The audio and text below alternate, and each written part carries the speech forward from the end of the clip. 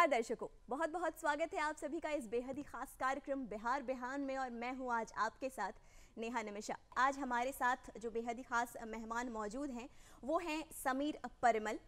आप हैं राज्य कर सहायक आयुक्त बिहार वित्त सेवा, बिहार सरकार में पदाधिकारी हैं। और इसके साथ ही आपको बता दूं कि शायरी, गज़ल, काव्य पठन और लेखनी में इन्होंने राष्ट्र स्तर पर भी अपनी पहचान बनाई है। बहुत बहुत स्वागत है समीर परिमल जी आज के इस बेहद ही खास कार्यक्रम बिहार बिहान में। जी धन्यवाद। और बिहार बिहान के सभी दर्शकों को मेरा सादर नमस्कार और आप सबको जन्माष्टमी की ढेर सारी बधाइयाँ और शुभकामनाएं। बिल्कुल, आगे बढ़ेंगे, आपसे बहुत सारी बातें करेंगे, लेकिन सबसे पहला सवाल जो मेरे मन में इस वक्त उठ रहा है, जो मैं आपसे करना चाहूँगी कि आप एक सरकारी पदाधिकारी भी हैं और इसके साथ ही आप एक उम्दा शायर भी हैं। दिल से साहित्यकार और प्रोफेशन से एक सरकारी पदाधिकारी, दोनों का मेल अगर हम सोचें तो दोनों ही बिल्कुल डिफरेंट एस्पेक्ट है, दोनों ही डिफरेंट फील्ड्स हैं। तो किस प्रकार से आप इन दोनों के बीच में सामंजस्य बिठा पाते हैं, या फिर यूं कहना चाहेंगे सबसे पहला प्रेम है आपका साहित्य रहा या सरकारी सेवा में आना हुआ?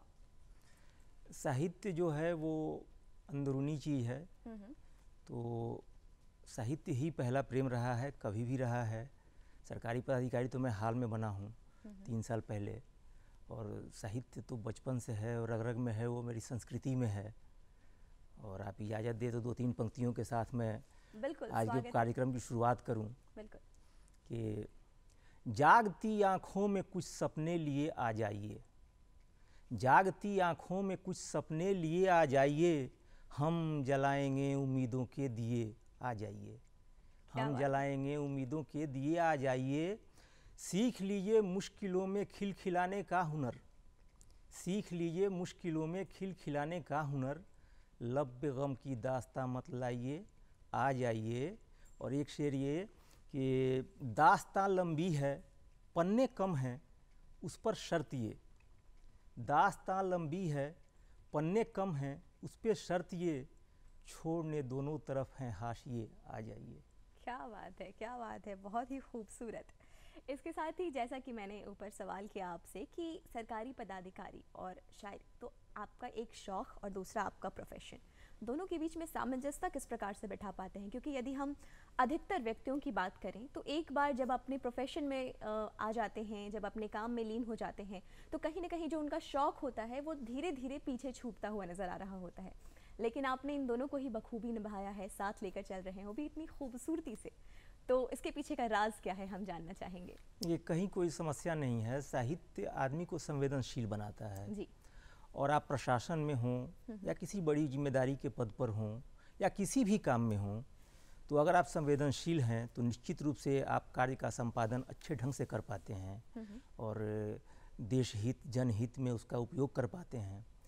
तो साहित्य ने हमेशा एक रास्ता दिखाया है कि सही रास्ते पे चलना है, गलत से बचने का प्रेरणा मिलती है, गलत से बचने की वहाँ। और हाँ, वक्त कम मिलता है लेकिन वक्त की कोई बात नहीं है, वो तो अंदर से अंदर निकलते रहता है ना। बिल्कुल, जैसा कि मैंने शुरुआत में ही कहा कि एक जो व्यक्ति होता है वो दिल से शायर होता है, दिल से साहित्यकार होता है। वक्त भले ही कम हो लेकिन उतने वक्त में ही जो भी वक्त आप देते हैं, जो भी समय आप बिताते हैं, वो दिल से बिताते हैं। तो इसीलिए ये बेहद ही खूबसूरत नज़र आ रही होती है। इसके साथ ही समीर जी, हम जानना चाहेंगे आपके शुरुआती दिनों के बारे में। आपने अपनी शिक्षा दीक्षा किस प्रकार और कहाँ से ग्रहण की? जी, मैं बहुत ही एक छोटे से गांव से आता हूं, गोपालगंज जिले में हथुआ अनुमंडल में एक गांव है भरतपुरा, और बहुत ही पिछड़ा गांव है। मैं वहां से आता हूं और ग्रामीण परिवेश से आता हूं। मेरे घर में खेती होती थी और गाय वाय तो काफ़ी दिनों तक रही, और वहां से हम लोगों ने शुरुआत किया। मेरे फादर हथुआ में ही एक विद्यालय है, डॉक्टर राजेंद्र प्रसाद उच्च विद्यालय, उस समय उसका नाम हुआ करता था ईडन हाई स्कूल, और सौभाग्य की बात थी कि उसमें डॉक्टर राजेंद्र प्रसाद पढ़ाई कर चुके हैं। अरे क्या बात है। तो उसी स्कूल के प्रधानाध्यापक थे मेरे पिताजी, तो उसी स्कूल से प्रारंभिक शिक्षा मेरी हुई। मैंने मैट्रिक किया वहाँ से। फिर हथुआ में ही एक कॉलेज है, गोपेश्वर कॉलेज, तो वहाँ से मैंने ग्रेजुएशन किया। उस समय ग्रेजुएशन में 2+1 होता था, 2 साल पास कोर्स, 1 साल ऑनर्स। अच्छा। तो ऑनर्स के लिए फिर मैंने सिवान DAV में एडमिशन लिया और फिजिक्स ऑनर्स किया। उसके बाद मेरे दिमाग में आया कि अब कुछ आगे भी करना है। उसके पहले तक कोई उद्देश्य था नहीं, बस पढ़ते जा रहे थे ऐसे ही। अच्छा। तो कहीं प्रशासन या किसी चीज़ के बारे में कुछ सोचा ही नहीं था कि मैं करूँगा क्या। तो ग्रेजुएशन करने के बाद हुआ कि अब कुछ करना है, तो मैं पटना आया और पटना आके मैंने तैयारी शुरू की। और संयोगवश प्रथम प्रयास में मैं बीपीएससी में प्रीलिम्स पास कर गया, मेंस पास कर गया, इंटरव्यू दिया, किंतु हो नहीं पाया, किसी कारणवश कुछ कमी रह गई मुझ में। लेकिन वो 1992 से लेके 2018 तक सफ़र चलता रहा और 2018 में आके मेरा चयन बीपीएससी में हुआ। क्या बात है, यानी कि आपने जो भी एक सपना देखा था उस सपने का साथ नहीं छोड़ा जी। लगातार उसके प्रति निरंतर अग्रसर रहे और उसके प्रति मेहनत करते रहे। इसके साथ ही आपने बताया भरतपुरा से निकलकर पटना तक का सफ़र, और इसके साथ ही आपने बताया कि आप शुरुआती दिनों में आपका जुड़ाव मिट्टी से रहा, आप मिट्टी से जुड़े रहे।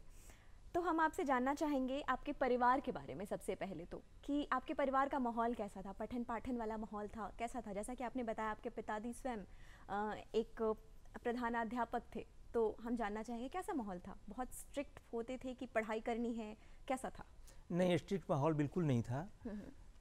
मेरे घर में खेती गृहस्थी वाले लोग थे। पिताजी मेरी खुद खेती करते थे, कुदाल लेके घंटों मैंने उनको कुदाल चलाते हुए देखा है और उनसे हम लोग सीखते थे। मेरे घर में गाय हुआ करती थी, तो गाय का दूध दूहना वो भी मैं करता था, गाय के लिए घास लाना वो भी मैं कर चुका हूँ। आपने ये सारे काम जी, ये सारे काम मैंने किए थे और पढ़ाई भी करते थे हम लोग। मेरे पिताजी गणित के बहुत बड़े विद्वान थे और अभी भी वहाँ उनका नाम लिया जाता है कि गणित में ऐसा पढ़ाने वाला बहुत कम लोग होता है। तो वो थे। उसके बाद मेरे घर में मेरी दीदी थी, अपनी बड़ी दीदी, तो वो पढ़ाई में अच्छी थी।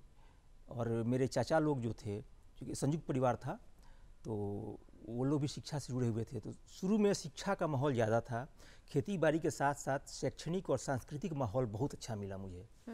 और कोई प्रेशर नहीं था, कोई दबाव नहीं था कि ये करना है वो करना है, जो मन में आए करो, कोई दिक्कत नहीं है, गलत मत करो, बस। बिल्कुल। तो क्या हम ये कह सकते हैं कि चूँकि घर में शिक्षा का माहौल था, इस कारण से आपका जुड़ाव साहित्य के प्रति हुआ, क्या कारण था? जी बिल्कुल। एक तो मेरे चाचा जी जो थे, डॉक्टर मधुसूदन प्रसाद श्रीवास्तव, वो खुद साहित्य से जुड़े हुए थे। अच्छा। और उनकी कई किताबें आ चुकी हैं, उन्होंने काफ़ी कुछ काम किया है साहित्य में। और मेरी दीदी खुद साहित्य से जुड़ी हुई थी, वो हिंदी की प्रोफेसर हैं आज भी। और मेरी माँ, मेरे मामा, तो पूरा परिवेश वैसा था। और साथ ही घर में संगीत का माहौल था। मेरे पिताजी तबला बहुत अच्छा बजाते थे और घर में हारमोनियम तबला सब रहता था, हमेशा कार्यक्रम होते रहते थे, तो एक माहौल ही अलग था। बिल्कुल बिल्कुल। शिक्षा के साथ साथ ये जो संगीत है उसका भी संगम मिल गया, तो एक बेहद ही खूबसूरत माहौल जो आपके परिवार में था वो आपको देखने को मिला बढ़ती उम्र के साथ ही। इसके साथ ही जैसा कि आपने बताया, एक लंबे वक्त तक आपके अंदर वो जुनून था, वो जज्बा था जो आप अपने सपने को आपको हासिल करना है, मगर एक लंबा वक्त बीता इस बीच में। तो हम आपसे जानना चाहेंगे उस वक्त की कुछ स्मृतियाँ रही होंगी, कुछ अच्छी कुछ बुरी यादें जो आपको आज भी याद आती होंगी बट बहुत प्यारी लगती होंगी। हम चाहेंगे आप कुछ स्मृतियाँ हमारे साथ साझा करें। बहुत सारी हैं। 1992 में बीपीएससी से मैं रिजेक्ट हो गया। उसके बाद कई बार ऐसा मौका आया जब मैंने इंटरव्यू दिया और मेरा सिलेक्शन नहीं हो पाया जी।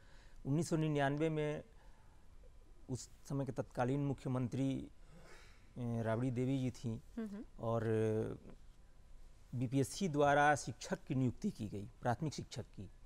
तो उसमें मेरा चयन हुआ। मैं गोपालगंज ज़िले में मैंने टॉप किया था और फिर मैं शिक्षक के रूप में काम करता रहा। वहाँ से ट्रांसफ़र हुआ 2010 में मेरा, मैं पटना आ गया और पटना में राजभवन कैंपस में एक विद्यालय है, राजकीय कन्या मध्य विद्यालय, उसमें मैं शिक्षक था। तो बहुत सारी बातें। उसी बीच में मुझे याद है कि 2013 में 16 अगस्त मेरा बर्थडे पड़ता है, ओरिजिनल बर्थडे। तो 16 अगस्त को मेरा बर्थडे था और मैंने बीपीएससी का इंटरव्यू दिया था और उसी दिन पता चला कि आज रिजल्ट आने वाला है। अच्छा। अब मैं तो मेरे घर में मेरा बर्थडे था तो केक वेक ला के रख दिया गया था और शाम में केक काटने से थोड़ी देर पहले रिजल्ट आया कि मैं फेल कर गया हूँ। अरे। तो एक अजीब किस्म का माहौल था कि मेरा बर्थडे भी था और मैं फेल भी कर चुका था। बिल्कुल। तो वैसी स्मृतियाँ हैं, बहुत सारी हैं। लेकिन फिर अगले दिन मैं उसी रास्ते से आया, बीपीएससी को देखा, मैंने सलाम किया और कहा कि मैं फिर एग्ज़ाम दूंगा। बिल्कुल, यानी हार नहीं मानना है। जो मैंने ठान लिया है, जिस लक्ष्य को मैंने साथ लिया है उसे बिल्कुल पा के रहूँगा, उसे पूरा करके रहूँगा। तो ऐसी जो स्मृतियां हैं जो बेहद ही दुखद थी या फिर जिसे याद कर थोड़ा लगता था कि बुरा हुआ, इन स्मृतियों को भुलाने के लिए, या फिर भुलाना सही नहीं होगा, उसे बस साइड कर आपने सहारा लिया साहित्य का। हम चाहेंगे इसी बात पर आप अपनी एक और कुछ शायरी या कुछ पेश करें। जी, बहुत बहुत शुक्रिया। एक गज़ल के चंद अशार में सुना रहा हूँ जी। कि आगे बढ़कर जी लूँ जिसको लम्हा ढूंढ रहा हूँ मैं, आगे बढ़कर जी लूँ जिसको लम्हा ढूंढ रहा हूँ मैं, काले सायों में एक साया अपना ढूंढ रहा हूँ मैं। क्या बात है, क्या बात। काले सायों में एक साया अपना ढूंढ रहा हूँ मैं, और तेरे मेरे बीच में क्या था, कुछ नए प्रतीकों का प्रयोग किया मैंने। तेरे मेरे बीच में क्या था, पूछ रहा है दिल मुझसे, पनडुब्बी का पैराशूट से रिश्ता ढूंढ रहा हूँ मैं। क्या बात है, क्या बात। और मैं हथुआ से आता हूँ, हथुआ राज है, तो वहाँ पर राज द्वारा बनवाया गया बहुत कुछ है राजा द्वारा। तो मैंने हथुआ को समेटने की कोशिश की है एक छोटे से शेर में कि शीश महल, पूरब मठिया, बंगाली लाइन, केसर बाग, ये सब मेरी बचपन की यादें हैं। शीश महल, शीश महल, पूरब मठिया, बंगाली लाइन, केसर बाग, पटना की गलियों में अपना हथुआ ढूंढ रहा हूँ मैं। 1990 में आपने ज्वाइन किया बतौर शिक्षक, तो हम उस वक्त के बारे में जानना चाहेंगे। 1990 से लेकर के 2018 तक बतौर शिक्षक आप कार्यरत रहे, उस दौर के बारे में बताएं। 1990 ने 1999 में मैंने 99, हाँ, शिक्षक के रूप में मेरा रिजल्ट आया था और मैंने दिसंबर में ज्वाइन किया था जी। फिर मैं गोपालगंज ज़िले के मीरगंज में इसकी स्कूल है, राज मध्य विद्यालय, वहाँ शिक्षक था। 2010 में मेरा ट्रांसफ़र होकर पटना आ गया मैं। तो इस पीरियड में ये हुआ कि मेरी शादी हो गई और मेरे बच्चे हुए। क्या बात है। ये सब इसी समय की घटनाएं हैं। और फिर मेरी लेखनी में कुछ उतार चढ़ाव आता गया, और जब सोशल मीडिया बहुत ज़्यादा फैल गया तो गज़लें लिखने की रफ्तार भी बढ़ गई, क्योंकि एक प्लेटफॉर्म मिल चुका था। तो 2010 के बाद गज़लें बहुत तेज़ी से आती गईं, और 2013 में 53 से 55वीं बीपीएससी में जब मेरा सिलेक्शन फाइनल नहीं हुआ, तो उस समय मैंने सोचा कि इससे कुछ बेहतर करके और दिखाना है। तो मैंने गज़लों पे और काम किया, और इसी के फलस्वरूप 2014 में मेरी एक किताब आई चंद कतरे, फिर 2017 में मेरी एक किताब आई दिल्ली चीखती है, गज़लों की किताब आई, और साहित्य में मैं काफ़ी सक्रिय हो गया। एक पत्रिका है सामयिक परिवेश जी। उसका संपादन मैंने किया, और आदरणीय ममता मेहरोत्रा जी उसकी प्रधान संपादक हैं, तो उन्होंने मुझे मौका दिया, मैंने वो किया। फिर मैंने कई किताबों का संपादन किया। एक संस्मरण संग्रह था यादों के दरीचे, यात्रा वृतांत संग्रह था सफ़र ज़िंदगी की तलाश, इन सब का संपादन किया मैंने, और हिंदी साहित्य पर ज़्यादा काम किया। हाँ, इसी बीच में ये भी हुआ कि मेरे एक अपने भाई थे जो मानसिक रूप से विकलांग थे। पटना आने के बाद सबसे पहले उनकी मृत्यु हुई, फिर 2014 में मेरे पिताजी नहीं रहे। तो 2018 में जब सफलता मिली तो सब कुछ तो ठीक था, लेकिन उस सफलता में मेरे पिताजी मेरे सामने नहीं थे। पास तो थे हमेशा, लेकिन सामने नहीं थे उस समय। यही जीवन होता है, और जैसा कि शेक्सपियर ने कहा है कि ये एक रंगमंच है और हम सभी यहाँ पे बस एक एक्टर्स हैं जो अपना किरदार निभा रहे होते हैं। इसके साथ ही हम आपसे जानना चाहेंगे, जैसा कि अभी आपने बताया सोशल मीडिया के आने के बाद से जो गज़लों का दौर था वो काफ़ी ज़्यादा शुरू हुआ 2010 के बाद, आपने बताया। हम आपसे जानना चाहेंगे सोशल मीडिया की जब हम बात करते हैं, अभी के दौर की यदि हम बात करें, तो सोशल मीडिया के आने के बाद किस तरह का इम्पैक्ट पड़ा है या किस प्रकार के चेंजेस आए हैं। यदि हम अभी के युवाओं की बात करें जिनका इंटरेस्ट है साहित्य में या फिर वो लेखनी में कुछ करना चाहते हैं या अपनी कला को दिखाना चाहते हैं, तो सोशल मीडिया ने किस तरीके से प्रभाव डाला है? सोशल मीडिया का प्रभाव दोनों तरह का है, सकारात्मक भी है, नकारात्मक भी है। सकारात्मक इस मामले में कि जिसको कोई प्लेटफॉर्म नहीं मिल रहा था, वो आज अपनी रचना लिख के डाल सकता है सोशल मीडिया पे तुरंत, और तुरंत वो प्रकाशित हो गया, लोगों के पास पहुंच गया, और काफ़ी अच्छी रचनाएं देखने को मिली हैं। बहुत लोग इससे आगे आ गए। आज कई नाम ऐसे हैं जो अब फिल्मों तक पहुंच चुके हैं, वो सोशल मीडिया के मार्फत लेकिन नकारात्मक ये है कि इलेक्ट्रॉनिक माध्यम के आने के कारण प्रिंट माध्यम जो है वो कमज़ोर पड़ा और आज के डेट में हम लोग में पाठक कम हो गए हैं। पुस्तकों के पाठक तो बिल्कुल कम हो गए हैं, किताबें बहुत कम बिक रही हैं। तो वैसी स्थिति में सोशल मीडिया पे पुरानी किताबें लोग नहीं पढ़ पा रहे हैं। मेरी रचनाएं पढ़ लेते हैं, आपकी रचनाएं पढ़ लेते हैं, लेकिन अगर सूर्यकांत त्रिपाठी निराला को पढ़ना हो तो वो लोग नहीं पढ़ पा रहे हैं। जबकि ज़रूरत है कि हम लोग अपनी विरासत को, संस्कृति को जानने के लिए या उनकी रचनाओं को समझने के लिए, साहित्य का तो बहुत लंबा इतिहास रहा है हमारा, तो उन सबको पढ़ने के लिए मूल किताबें पढ़ने की ज़रूरत है। तो वो नहीं पढ़ने की वजह से हमें ये नहीं पता चल पा रहा है कि पहले क्या क्या लिखा जा चुका है। आजकल हम देखते हैं कुछ लोग कुछ लिखते हैं, उसके बाद समझते हैं कि मैं बहुत लिख दिया। तो अगर वो पुरानी किताबों को पढ़ेंगे तो पता चलेगा कि पहले कुछ बचा ही नहीं है। बिल्कुल। हम लोग कुछ नया लिख सकें, इसके लिए कुछ छोड़ा ही नहीं गया है। बिल्कुल। सूर्यकांत त्रिपाठी निराला जी कहते थे कि तुलसीदास ने तो कुछ छोड़ा ही नहीं, सब कुछ लिख दिया, मैं क्या लिखूं। बिल्कुल। तो इसलिए पढ़ने की ज़रूरत है और पाठक बनने की ज़रूरत है। पाठक बनेंगे हम, अच्छे पाठक होंगे तो ही अच्छे साहित्यकार बनेंगे। बिल्कुल, यानी कि साहित्यकार बनने के लिए यदि आप लिखना चाहते हैं तो सबसे पहले बहुत ही ज़रूरी है कि आप पढ़ना शुरू करें और जो पुरानी जितनी भी रचनाएं हैं उन सभी को पढ़कर हम पहले सीखें उस चीज़ को, उसके बाद हम अपनी कलम से उसे उकेरने की कोशिश करें। आपने बातें की कि आपकी 2 पुस्तकें आई, क्या आगे भी कुछ और पर प्रकाशित होने के कुछ ऐसे प्लान्स हैं? जी, प्रकाशन की योजनाएं तो चल रही हैं।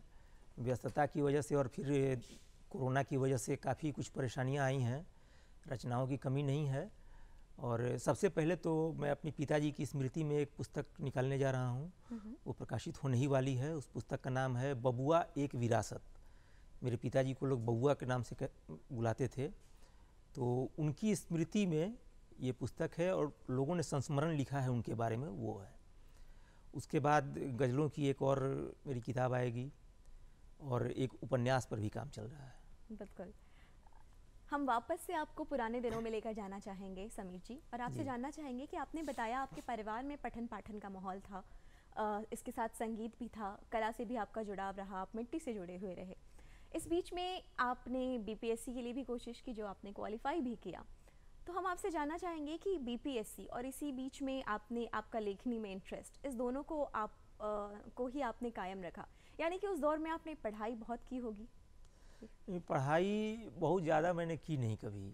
बिल्कुल। और मुझे फिल्मों का शौक़ बहुत था, गानों का शौक़ बहुत था, शेर व शायरी का शौक़ बहुत था। जब लोग रामायण महाभारत पढ़ते हैं, हनुमान चालीसा पढ़ते हैं, तो मेरे बचपन में ही मेरे हाथ में पता नहीं कहाँ से दीवाने गालिब लग गई थी और मैंने दीवाने गालिब को लगभग याद कर लिया था उस वक्त। क्या बात है। और काफ़ी उर्दू के अल्फाज भी सीखने को मिले। और गालिब को पढ़ना, गालिब को समझना अपने आप में एक दुष्कर कार्य है। तो कुछ शेर उनके होते थे जो मैं कहीं पढ़ देता था, लोग कहते कि क्या पढ़ रहा है, किसी को समझ में नहीं आता था। खुद मुझे भी समझने में काफ़ी समय लगे, लेकिन मैं पढ़ लिया करता था। एक शेर उनका याद आता है कि न था कुछ तो खुदा था, कुछ न होता तो खुदा होता। न था कुछ तो खुदा होता, न था कुछ तो खुदा था, कुछ न होता तो खुदा होता। डुबोया मुझको होने ने, न होता मैं तो क्या होता। अरे क्या बात है। तो मैं उनको पढ़ा करता था। तो ऐसे में निश्चित रूप से पढ़ाई पर बहुत ज़्यादा ध्यान तो नहीं था, लेकिन हाँ, मैं पढ़ने में तेज़ था। और करियर में सारी परीक्षाएं मैंने अच्छे से पास की। मैट्रिक भी फर्स्ट डिवीज़न से पास किया, लगातार ठीक ठाक रहा सब कुछ। और लेकिन कहीं ना कहीं कुछ ना कुछ कमी तो थी ही, ताकि चयन में समय लगा। तो निश्चित रूप से बाकी सब पर ध्यान हो, लेकिन पढ़ाई आदमी को करनी चाहिए। बिल्कुल। मैं बताया कि किस प्रकार आपने शिक्षक के रूप में उस पीरियड में क्या सारी चीज़ें हुई, आपने उन सारी चीज़ों के बारे में बताया। उसके बाद साल 2018 में बतौर सरकारी पदाधिकारी आपने अपने कार्यभार को संभाला। हम आपसे जानना चाहेंगे कि इस पद के साथ सुख की अनुभूति तो बेहद ही हुई होगी, क्योंकि आपका एक सपना पूरा हुआ, वो भी एक लंबे अरसे के बाद। मगर इस सुखद अनुभूति के साथ साथ काफ़ी जिम्मेदारियां भी आई होंगी।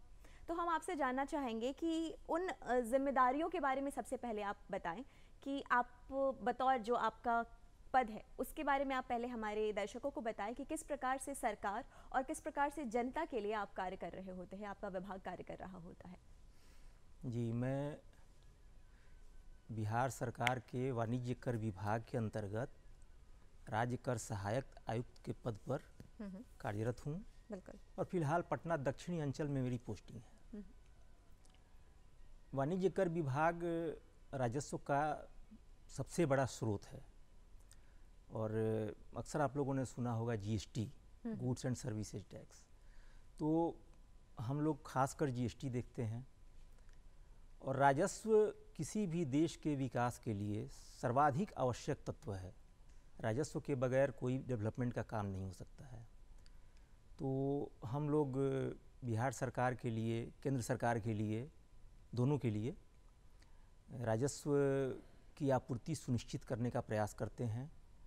और इस लिहाज से हम लोग ये भी देखते हैं कि जो हमारे व्यवसायी वर्ग हैं, जो करदाता हैं, उनकी कोई भी समस्या हो उसका निराकरण हम लोग सही ढंग से कर सकें, उनको कोई दिक्कत ना हो और वो बिल्कुल समय के साथ राजस्व प्रदान करें, टैक्स दें सरकार को, ताकि सरकार अन्य कामों को कर सके, रोड बनवा सके, बिजली चला सके, यही सब है। बिल्कुल। इसके साथ ही आपने जब जीएसटी की बात की है तो वन नेशन वन टैक्स का जो ये सपना था माननीय प्रधानमंत्री नरेंद्र मोदी जी का, वो पूरा हुआ था साल 2017 में जी। तो जीएसटी आने के बाद किस प्रकार के बदलाव आए हैं आपके विचार से, आप क्या कुछ कहना चाहेंगे? देखिए, ये स्वतंत्रता के बाद सबसे बड़ा आर्थिक सुधार रहा। 1 जुलाई 2017 को जीएसटी लागू किया गया। 30 जून और 1 जुलाई के बीच मध्य रात्रि को इसको लागू किया गया। हमारे माननीय प्रधानमंत्री श्री नरेंद्र मोदी जी ने ऐसा किया। इसके काफ़ी पहले से ये प्रयास शुरू हो गए थे। इसके पहले वैट आया था, वो भी जीएसटी की तरफ ही बढ़ता हुआ एक कदम था।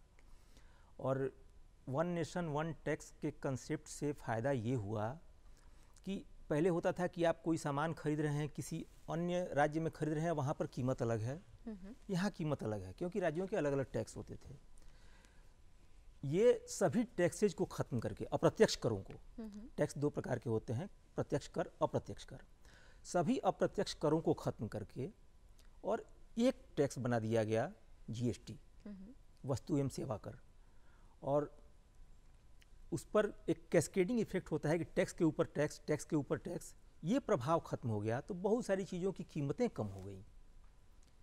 अभी भी कुछ चीज़ें जीएसटी से बाहर हैं, जैसे पेट्रोलियम है, तो उन पर तो सरकार की नीतिगत बात है वो।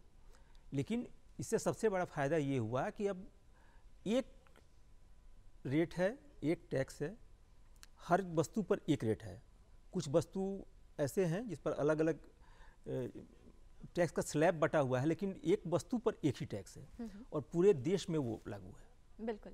इसके साथ ही समीर जी, सबसे ज़रूरी काम होता है या फिर हम कह सकते हैं बहुत ही उम्दा इम्पॉर्टेंट काम होता है रेवेन्यू की। जब हम बात करते हैं रेवेन्यू का काम बहुत इंपॉर्टेंट होता है, तो बतौर राज्यकर सहायक आयुक्त आपकी जो जिम्मेदारियां हैं, जो चुनौतियां हैं, वो भी काफ़ी ज़्यादा बढ़ जाती होंगी। जैसा कि मैंने कहा था, इस पद के साथ आपके कंधों पे बहुत सारी जिम्मेदारियां भी आई होंगी।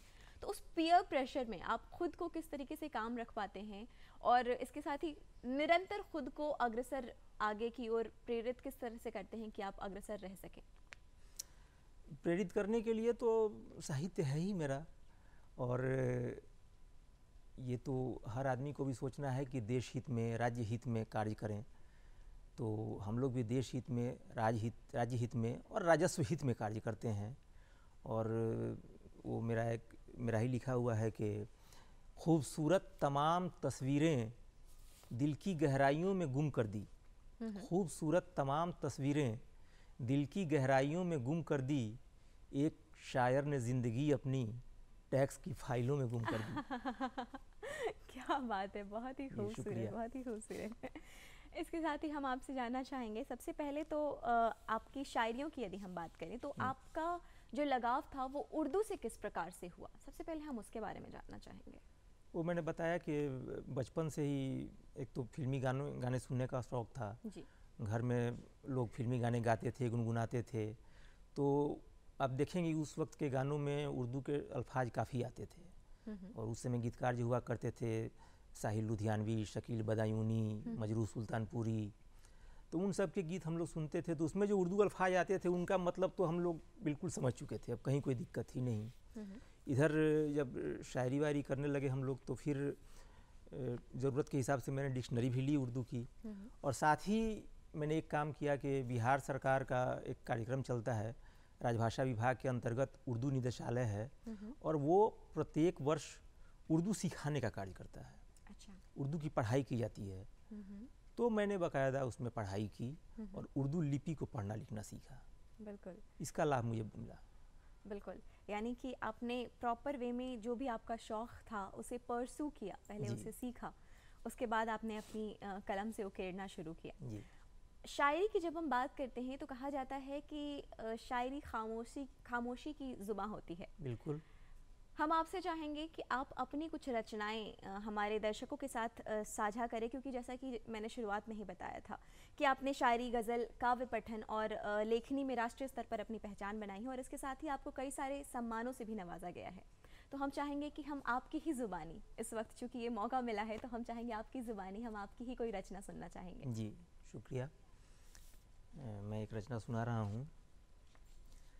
तमाम शय में वो अक्सर दिखाई देता है, तमाम शय में वो अक्सर दिखाई देता है, बड़ा हसीन ये मंज़र दिखाई देता है, बड़ा हसीन ये मंज़र दिखाई देता है, गमों की धूप में जलती हुई निगाहों को, गमों की धूप में जलती हुई निगाहों को सनम वफ़ा का समंदर दिखाई देता है। और शेर यह है कि तुम्हारे हाथ की इन बेज़ुबां लकीरों में, तुम्हारे हाथ की इन बेज़ुबां लकीरों में हमें हमारा मुक़द्दर दिखाई देता है। क्या बात हमें है। हमारा मुक़द्दर दिखाई देता है। और एक शेर यह है कि बना लिया है जो शीशे का घर यहाँ मैंने, बना लिया है जो शीशे का घर यहाँ मैंने, सभी की आँख में, हर एक निगाह में पत्थर दिखाई देता है, हर एक निगाह में पत्थर दिखाई देता है, और सभी के हाथ सने हैं लहू से रिश्तों के, सभी के हाथ सने हैं लहू से रिश्तों के, सभी की पीठ में खंजर दिखाई देता है। क्या बात है, क्या बात है, बहुत ही खूबसूरत, बहुत ही खूबसूरत।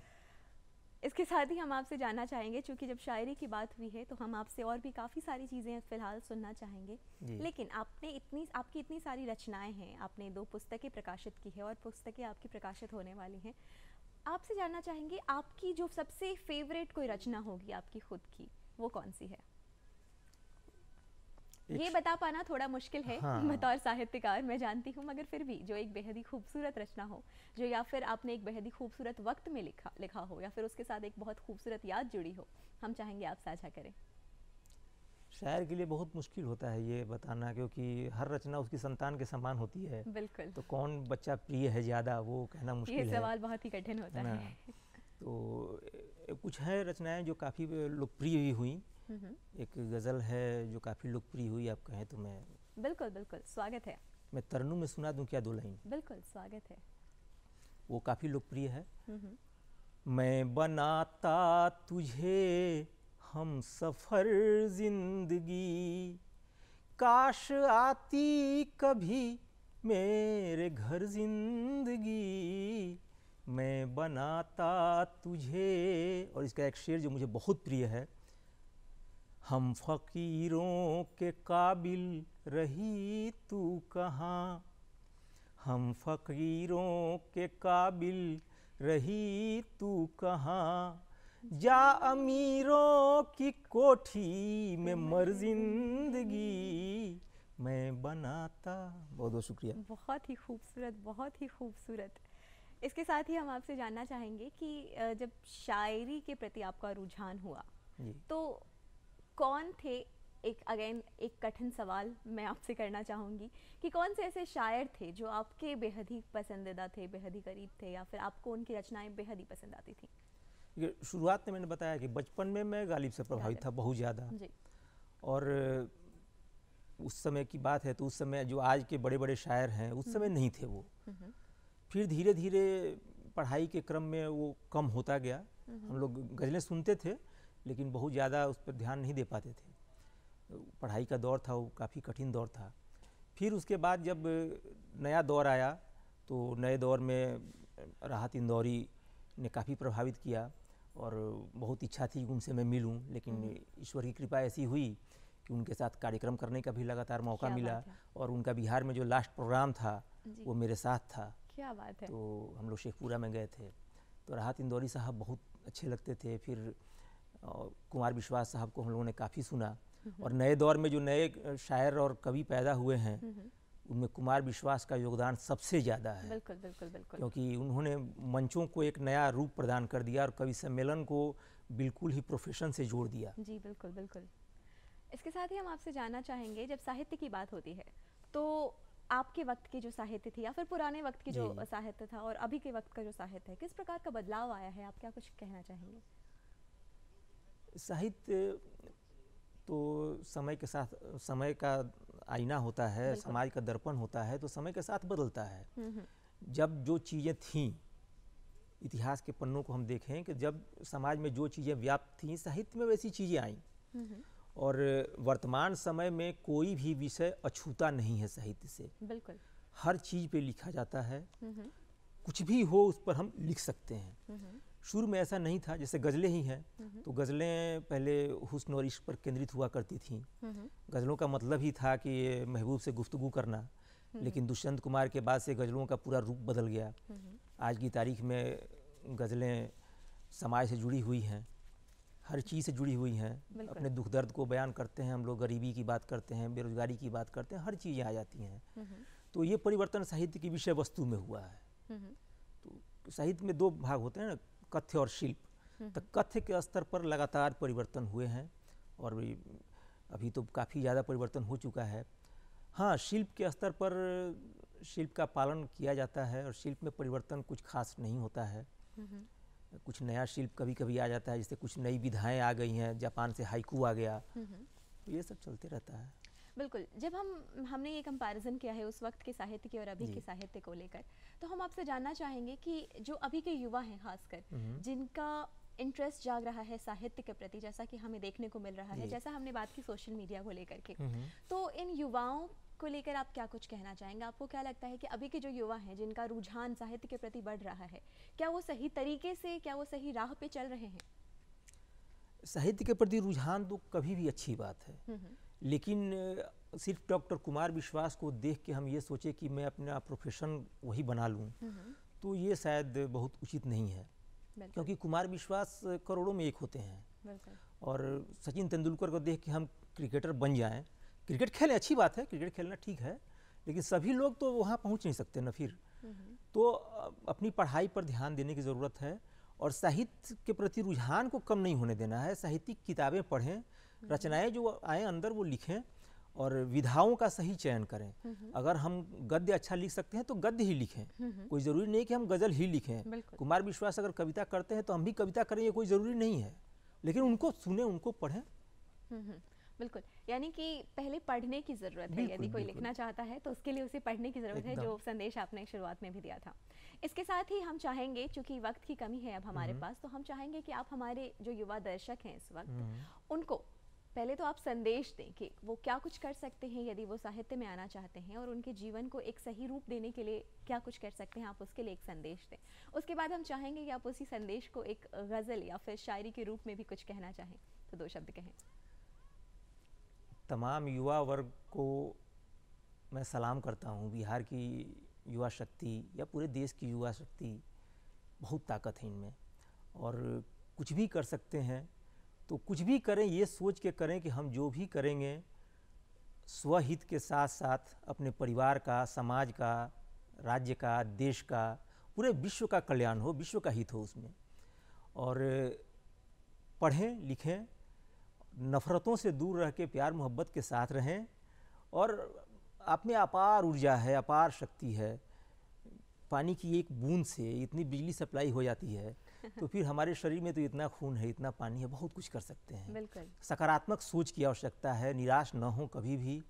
निराशा देखने को जो मिलती है उससे दूर हटने की ज़रूरत है। बिल्कुल। और निराशा से बचने के लिए साहित्य से बढ़िया कुछ नहीं है। बिल्कुल ना। तो और 4 पंक्तियाँ ये हैं कि गीत इंसानियत के सदा गाएंगे, गीत इंसानियत के सदा गाएंगे, बन के खुशबू चमन में बिखर जाएंगे। राह कांटों भरी है मगर गम नहीं, हम बिहारी हैं, हम जीत कर आएंगे। अरे क्या बात है, क्या बात है, बहुत ही खूबसूरत, बहुत ही खूबसूरत आपने इस वक्त कहा। इसके साथ ही आप जानना चाहेंगे, चूँकि ये आपने संदेश दिया है हमारे खास करके जो युवा दर्शक हैं उनको, मगर चूँकि मेरा मन नहीं भर रहा है, वक्त की कमी है मगर मेरा मन नहीं भर रहा है, मैं चाहूँगी कि आप एक और शायरी, अपनी कुछ रचना सुनाएं। इधर बिल्कुल नई रचना एक है, तो उसमें मैं 4 पंक्तियाँ सुना रहा हूँ। बिल्कुल, वो मैं उस दौर को याद कर रहा हूँ जो अभी जिस दौर के बारे में हम लोगों ने बात की जी, उस दौर को मैं याद कर रहा हूँ कि पहले कैसा था। स्वागत है। शिकवे शिकायतों व शरारत का दौर था, शिकवे शिकायतों व शरारत का दौर था, ताज़ा हंसी गुलों की इबादत का दौर था। क्या बात है। शिकवे शिकायतों व शरारत का दौर था, ताज़ा हंसी गुलों की इबादत का दौर था। और शेर यह है कि किस्से हमारे इश्क के अब भी फ़ज़ा में हैं, किस्से हमारे इश्क के अब भी फ़ज़ा में हैं, 90 का यार सच में मोहब्बत का दौर था। क्या बात है, बहुत ही खूबसूरत। कहीं ना कहीं आपने बहुत ही सच्ची बात भी कही है। इसके साथ ही चूंकि अब इस कार्यक्रम के वक्त के जाने का वक्त हो गया, इस कार्यक्रम को अंत करने का वक्त हो चुका है, वरना आपके साथ जो ये बातचीत का सिलसिला था ये यूं ही जारी रहता, यूं ही हम आपकी रचनाएं सुनते रहते। लेकिन फिलहाल चूंकि आप इस कार्यक्रम में आए, आपने अपना वक्त दिया, हमसे इतनी सारी बातें साझा की, अपनी रचनाएं हमें सुनाई, इसके लिए आपका बहुत बहुत धन्यवाद। धन्यवाद। दर्शकों, आज हमने बात की हमारे आज के बेहद ही खास मेहमान समीर परिमल जी से, जो हैं राज्यकर सहायक आयुक्त और दिल से शायर। काफ़ी कुछ सिखला, काफ़ी कुछ बतला गए हमें अपने शायराना अंदाज में। उम्मीद है कि जो कुछ संदेश इस वक्त हमारे खासकर युवा दर्शकों को दिया है समीर परिमल जी ने, वो सभी संदेश आपके लिए मददगार साबित होंगे। इसके साथ ही दर्शकों, चूंकि वक्त हो चला है आपसे विदा लेने का, तो जल्दी से आप उठाएं अपना कागज़ और कलम और लिख डालें हमें हमारा पता। हमारा पता है कार्यक्रम बिहार बिहान, द्वारा निदेशक दूरदर्शन केंद्र पटना, फ्रेजर रोड पटना 800001। हमारा ईमेल एड्रेस है directorddkpatna@gmail.com।